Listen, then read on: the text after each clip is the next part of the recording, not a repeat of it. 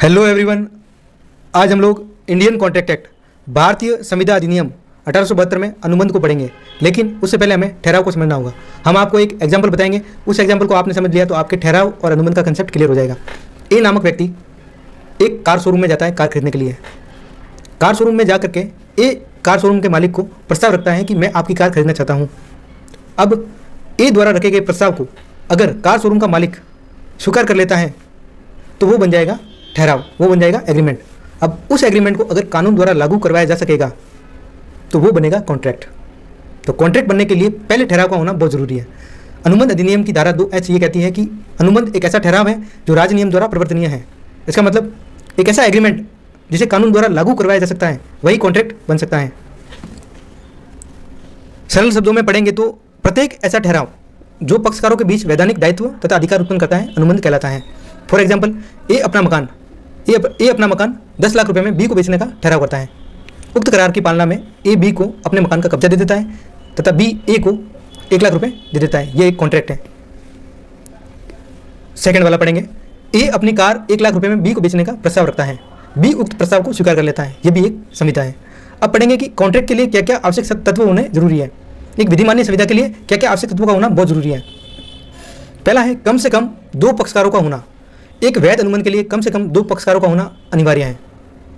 For example मकान किराए की दिशा में मकान मालिक का होना और किराएदार का होना, माल विक्रय की दिशा में क्रेता का होना और विक्रेता का होना, यात्रा के अनुबंध में वाहक और यात्री का होना, बीमा के अनुबंध में बीमाकर्ता और बीमित का होना। नंबर दो आवश्यक तत्व है ठहराव का होना। एक वैध अनुबंध के लिए पक्षकारों के बीच में ठहराव का होना अनिवार्य है। ठहराव में एक पक्षकार प्रस्ताव करता है, दूसरा पक्षकार उस प्रस्ताव पर अपनी प्रतिक्रिया देता है। या तो क्या करेगा, उस प्रस्ताव को स्वीकार करेगा या अस्वीकार करेगा। यदि ऐसा व्यक्ति उस प्रस्ताव को स्वीकार कर लेता है तो वो ठहराव बन जाएगा। जो व्यक्ति प्रस्ताव रखता है उसे प्रस्तावक कहते हैं। जिस व्यक्ति के समक्ष ऐसा प्रस्ताव रखा जाता है उसे प्रस्ताव ग्रहीता कहते हैं।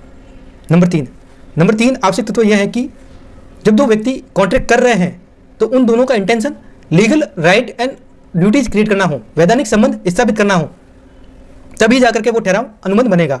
एक वैध अनुबंध के लिए अनुबंध के दोनों पक्षकारों का आशय इंटेंशन अनुबंध करते समय at the time of contract वैधानिक संबंध स्थापित करना होना जरूरी है।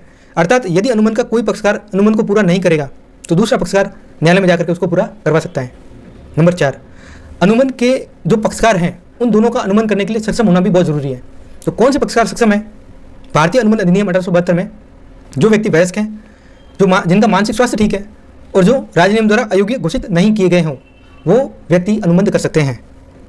नंबर 5 सहमति का होना। एक वैध अनुबंध के लिए अनिवार्य है कि अनुबंध की विषय वस्तु को दोनों पक्षकार समान भाव से समझें। अब हमने आपको एक एग्जांपल बताया था कार शोरूम वाला कार खरीदने का। ए कार खरीदने के लिए कार शोरूम में जाता है। अब जो प्रस्ताव ए कर रहा है जिस कार के संबंध में, कार का स्वामी भी उसी कार को समझ रहा हो। जो विषय वस्तु अनुबंध की है दोनों पक्षकार अगर उसे उसी भाव में समझ रहे हैं तो इसे ही सहमति कहेंगे। नंबर 6 सहमति का स्वतंत्र होना। एक वैध अनुबंध के लिए पक्षकारों की स्वतंत्रता अर्थात सहमति की स्वतंत्रता का होना बहुत जरूरी है।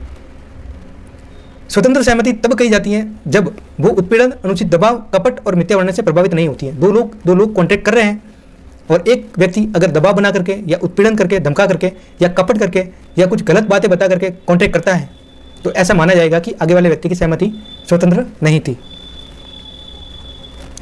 नंबर 7 वैधानिक प्रतिफल। एक वैध अनुबंध में वैध प्रतिफल का होना बहुत जरूरी है। अगर प्रतिफल नहीं है तो अनुबंध नहीं बनेगा, वो ठहराव ही रह जाएगा। प्रतिफल वह मूल्य है जो अनुबंध के एक पक्षकार के वचन या कार्य के बदले में दूसरे पक्षकार द्वारा चुकाया जाता है। फॉर एग्जाम्पल आप कोई सामान खरीदने के लिए दुकान पर जाते हो तो आप मान लो आपने 10 रुपये का बिस्कुट खरीदा है। तो आपने जैसे ही वो बिस्कुट खरीदा है उसके लिए जैसे ही आपने पे किया तो वो 10 रुपये उस दुकानदार के लिए प्रतिफल होगा और आपके लिए बिस्किट प्रतिफल होगा। नंबर 8 वैधानिक उद्देश्य का होना। एक वैध अनुबंध के लिए उसका उद्देश्य भी क्या होना चाहिए? वैध होना चाहिए। इलीगल काम के लिए कोई कॉन्ट्रैक्ट वैलिड नहीं है। नंबर 9 निश्चितता, सर्टेनिटी होनी चाहिए। एक व्यक्ति ए बी को अपना मकान 10 लाख रुपए में बेचने का ठहराव करता है तो ये एक वैलिड कॉन्ट्रैक्ट है, ये एक वैध संविदा है। लेकिन यदि ए ये कहता है बी से मैं अपना मकान 10 या 12 लाख में बेचूंगा तो यहाँ पर निश्चितता नहीं है। 10 या 12 लाख या 11 लाख कितना है? प्रतिफल निश्चित नहीं है, इसका मतलब अनुबंध नहीं बनेगा। नंबर 10 निष्पादन की संभवता। वही कॉन्ट्रैक्ट वैध होंगे जिनका निष्पादन संभव होगा। ऐसे ठहराव जैसे आसमान से तारे तोड़कर लाने वाले अनुबंध या जादू से खजाना ढूंढने के अनुबंध, ये जितने भी ठहराव होते हैं ये व्यर्थ होते हैं, क्योंकि इनका संभव होना ये प्रारंभ से ही असंभव होते हैं, संभव हो ही नहीं सकते, इसलिए इसे व्यर्थ ठहराव कहा जाता है। तो कॉन्ट्रैक्ट के लिए निष्पादन की संभवता का होना बहुत जरूरी है। नंबर 11, ठहराव जो ठहराव कॉन्ट्रैक्ट बनने जा रहा है वो व्यर्थ घोषित ठहरावों में से नहीं हो, तब ही वो कॉन्ट्रैक्ट बनेगा। जैसे बिना प्रतिफल का ठहराव नहीं होना चाहिए, विवाह में रुकावट डालने वाला ठहराव नहीं होना चाहिए, व्यापार में रुकावट डालने वाला ठहराव भी नहीं होना चाहिए, अनिश्चित अर्थ वाले ठहराव भी अनुबंध नहीं बनते हैं, बाजी के ठहराव भी कॉन्ट्रैक्ट नहीं बनते हैं, असंभव कार्य करने के ठहराव भी अनुबंध नहीं बनते हैं। अब नंबर 12 ये कह रहा है कि वैधानिक औपचारिकताओं का पालन करना। यदि कोई कानून ये कहता है कि अनुबंध लिखित में होगा तो फिर लिखित में करना पड़ेगा।